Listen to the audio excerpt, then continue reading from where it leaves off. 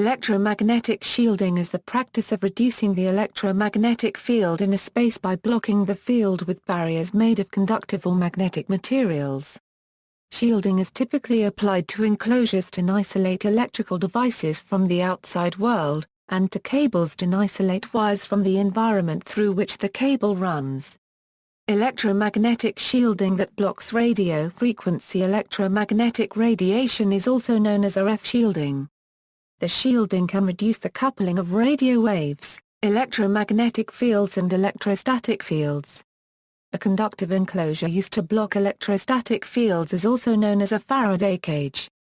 The amount of reduction depends very much upon the material used, its thickness, the size of the shielded volume and the frequency of the fields of interest and the size, shape and orientation of apertures in a shield to an incident electromagnetic field. Materials used. Typical materials used for electromagnetic shielding include sheet metal, metal screen, and metal foam. Any holes in the shield or mesh must be significantly smaller than the wavelength of the radiation that is being kept out, or the enclosure will not effectively approximate an unbroken conducting surface. Another commonly used shielding method, especially with electronic goods housed in plastic enclosures, is to coat the inside of the enclosure with a metallic ink or similar material. The ink consists of a carrier material loaded with a suitable metal, typically copper or nickel, in the form of very small particulates. It is sprayed onto the enclosure and, once dry, produces a continuous conductive layer of metal, which can be electrically connected to the chassis ground of the equipment, thus providing effective shielding. RF shielding enclosures filter a range of frequencies for specific conditions. Copper is used for radio frequency shielding because it absorbs radio and magnetic waves. Properly designed and constructed copper RF shielding enclosures satisfy most RF shielding needs, from computer and electrical switching rooms to hospital CAT scan and MRI facilities. Example applications. One example is a shielded cable, which is electromagnetic shielding in the form of a wire mesh surrounding an inner core conductor. The shielding impedes the escape of any signal from the core conductor, and also prevents signals from being added to the core conductor.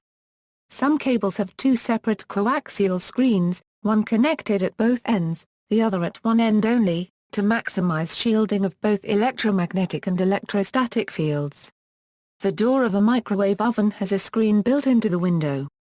From the perspective of microwaves, this screen finishes a Faraday cage formed by the oven's metal housing.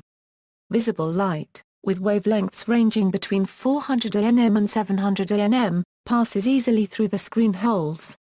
RF shielding is also used to prevent access to data stored on RFID chips embedded in various devices, such as biometric passports. NATO specifies electromagnetic shielding for computers and keyboards to prevent passive monitoring of keyboard emissions that would allow passwords to be captured.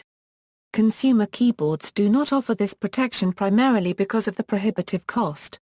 RF shielding is also used to protect medical and laboratory equipment to provide protection against interfering signals, including AM, FM, TV, emergency services, dispatch, pagers, ESMR, cellular, and PCS. It can also be used to protect the equipment of the AM, FM or TV broadcast facilities. How electromagnetic shielding works. Electromagnetic radiation consists of coupled electric and magnetic fields. The electric field produces forces on the charge carriers within the conductor. As soon as an electric field is applied to the surface of an ideal conductor, it induces a current that causes displacement of charge inside the conductor that cancels the applied field inside, at which point the current stops. Similarly, varying magnetic fields generate eddy currents that act to cancel the applied magnetic field. The result is that electromagnetic radiation is reflected from the surface of the conductor, internal fields stay inside, and external fields stay outside. Several factors serve to limit the shielding capability of real RF shields. One is that, due to the electrical resistance of the conductor, the excited field does not completely cancel the incident field. Also, most conductors exhibit a ferromagnetic response to low-frequency magnetic fields, so that such fields are not fully attenuated by the conductor. Any holes in the shield force current to flow around them, so that fields passing through the holes do not excite opposing electromagnetic fields. These effects reduce the field reflecting capability of the shield.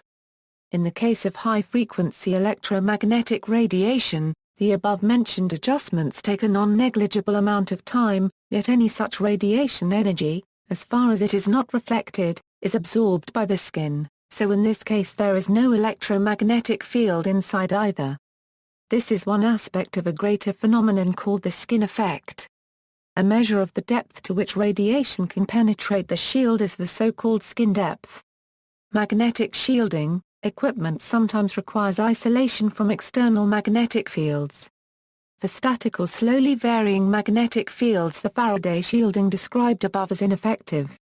In these cases, shields made of high magnetic permeability metal alloys can be used, such as sheets of permalloy mu metal, or with nanocrystalline grain structure ferromagnetic metal coatings. These materials don't block the magnetic field, as with electric shielding, but rather draw the field into themselves, providing a path for the magnetic field lines around the shielded volume. The best shape for magnetic shields is thus a closed container surrounding the shielded volume. The effectiveness of this type of shielding depends on the material's permeability, which generally drops off at both very low magnetic field strengths and at high field strengths where the material becomes saturated. So to achieve low residual fields, magnetic shields often consist of several enclosures, one inside the other, each of which successively reduces the field inside it. Because of the above limitations of passive shielding, an alternative used with static or low-frequency fields is active shielding. Using a field created by electromagnets to cancel the ambient field within a volume. Solenoids and Helmholtz coils are types of coils that can be used for this purpose. Additionally, superconducting materials can expel magnetic fields via the Meissner effect. Mathematical model: suppose that we have a spherical shell of a diamagnetic material with permeability, within a radius and outer radius. We then put this object in a constant magnetic field. Since there are no currents in this problem except the possible bound currents on the boundaries of the diamagnetic material, then we can define a magnetic scalar potential that satisfies Laplace's equation. Where? In this particular problem there is azimuthal symmetry, so we can write down that the solution to Laplace's equation in spherical coordinates is, after matching the boundary conditions at the boundaries, then we find that the magnetic field inside the cavity in the spherical shell is, where is an attenuation coefficient that depends on the thickness of the diamagnetic material and the magnetic permeability of the material.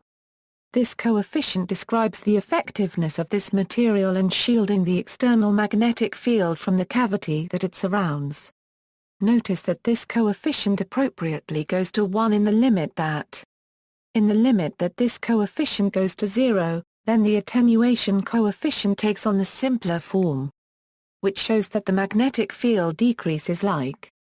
See also, electromagnetic interference, electromagnetic radiation and health, radiation, ionizing radiation protection, mu metal, MRIRF shielding, permalloy, electric field screening, Faraday cage, references.